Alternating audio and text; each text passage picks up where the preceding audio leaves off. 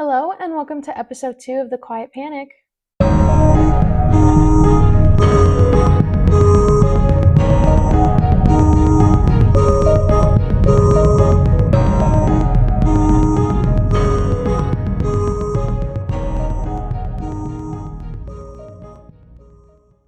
I'm your host, Anna, and this week we're going to dive into Dia de los Muertos. This episode is obviously coming out on the 1st, so I just had to cover it because otherwise that's a missed opportunity, and then I have to wait, 4 years for another first episode? Anyways, a lot of people when they meet me or just look at me in general, they think I'm Asian. I'm not. My father is Mexican, but my mom is white, and I was raised by my mom's parents, so I was raised by white people. And a lot of the time, it feels weird being like, "Oh, I'm Mexican," because I have nothing that connects me to that besides the fact that I am Mexican because of my father. Um, I've never lost anyone that's been close to me, so I always thought that I would celebrate this holiday when I did, but the only people close to me are white people, so it feels like it would be weird to do that, because they don't, in Mexican or Aztec religion, obviously they don't go through this process. Anyways, we'll talk about it more and you'll see why. So Dia de los Muertos is to celebrate those who have passed instead of mourn them. The holiday is celebrated November 1st and 2nd. The Spanish came, obviously, to Mexico and colonized central Mexico. So when they did, they converted a lot of the tribes to Catholicism, and the tribes not wanting to kill all of their traditions, they moved the celebration to All Saints Day and All Souls Day, which is obviously November 1st and 2nd. This holiday used to be celebrated in August, July, August timeframe, to celebrate the Lady of the Dead and just to celebrate those who have passed.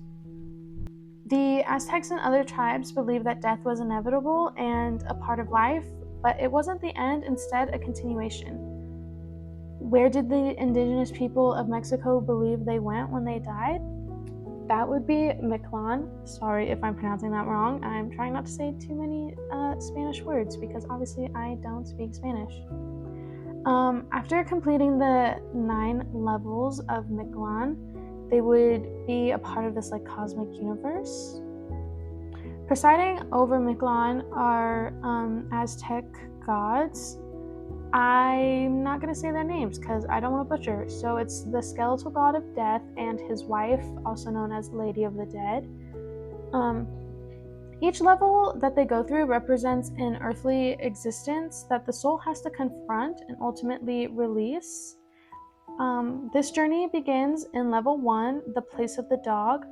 In this level, there is a wide rushing river. Some people say a river of blood. On this riverbank, there is a Zolo waiting for you. It is said that if you were kind to animals and just human beings in general, that this dog would assist you across the river, making the journey easier for you. This stage sets the tone for the rest of the journey, a process of detachment, humility, and transformation, where the soul learns to surrender to forces beyond its control and move forward into the unknown. Level 2 is where the mountains collide. It's 2 mountains that are basically perpetually crashing into each other. Each step of the way, the soul risks being crushed. So the mountains are obviously crashing into each other, and there's a narrow pathway that the soul has to follow, and just any misstep could lead to them being crushed and having to start the journey over again. This level represents the soul's first encounter with sheer forces of nature, reflecting the unavoidable challenges and pressure that individuals face in life. This struggle is symbolic of the endurance required to move beyond life's limitations as the soul lets go of fear, pride, attachment to self. The journey through the mountain demands resilience and self-trust, teaching the soul to accept challenges as part of a larger transformation process. Level 3 is the Obsidian Mountain. In Aztec culture, obsidian held a deep symbolic significance associated with transformation, sacrifice, and spiritual cleansing. Each wound the soul receives acts as a type of cleansing for the soul. Level 4, the place of obsidian winds. Just like the mountains, the winds cut away not just at the soul's form, but their pride, vanity, and any attachments that they still might have to the physical world. The wind is basically stripping the soul of what no longer serves the soul to move forward. Level 5 is the place where one swings like a banner. In this level, there are strong winds that are pushing the soul. As the soul tries to fight the winds, the stronger the winds get. In order for this soul to move forward, just has to accept the winds and release control, which is, again, how it's going to get closer to its final level, which obviously I will explain more. Level 6 is the place where arrows are shot, and here arrows are being shot from every direction. The lesson in this level is focus and inner strength. After navigating the raining arrows, the soul emerges stronger and more focused. Level 7 is the place where the heart is devoured. The heart is devoured by a creature. In Aztec culture, the heart is a vital organ, but also a seat of emotion, identity, and the essence of life. This level is often considered the most difficult for the soul as it confronts the vulnerability and loss that it has to come with for total surrender. The beast takes the soul's heart. Some believe that the beast is a jaguar. With taking the soul's heart, it takes its most cherished memories, ambitions, and emotional ties.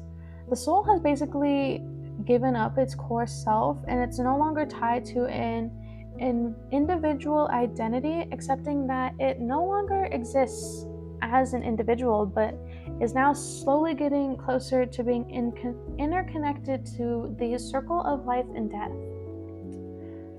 Level 8 is the place where the obsidian, or is the place of the obsidian smoke.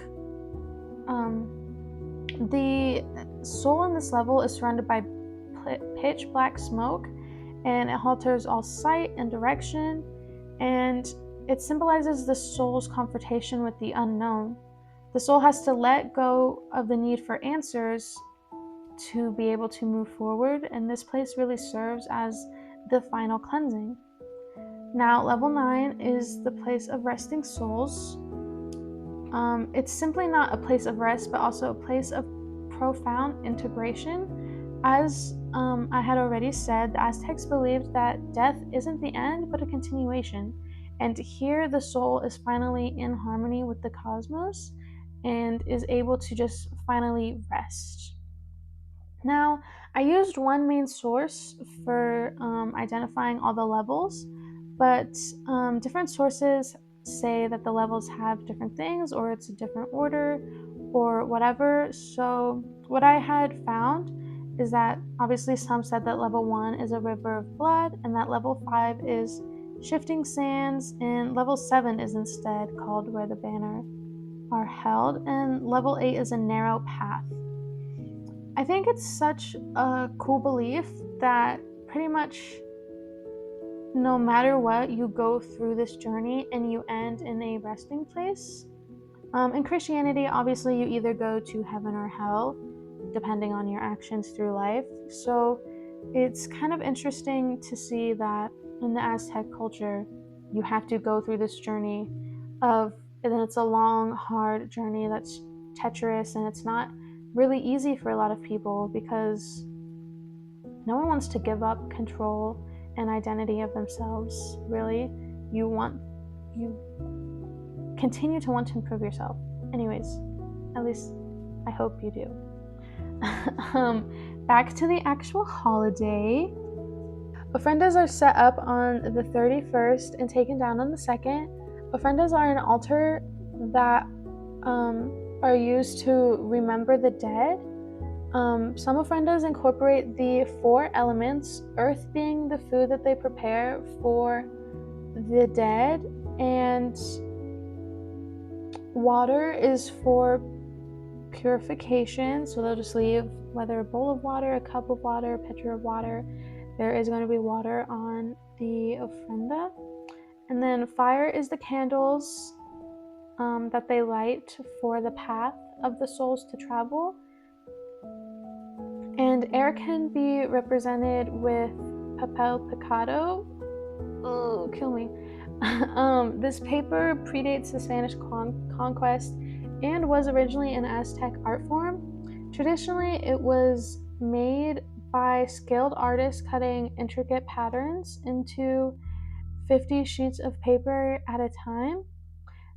Their colors are bright and designs can be made to fit any occasion, but for the Day of the Dead, the images are typically ofrendas, skulls, skeletons, or religious markings.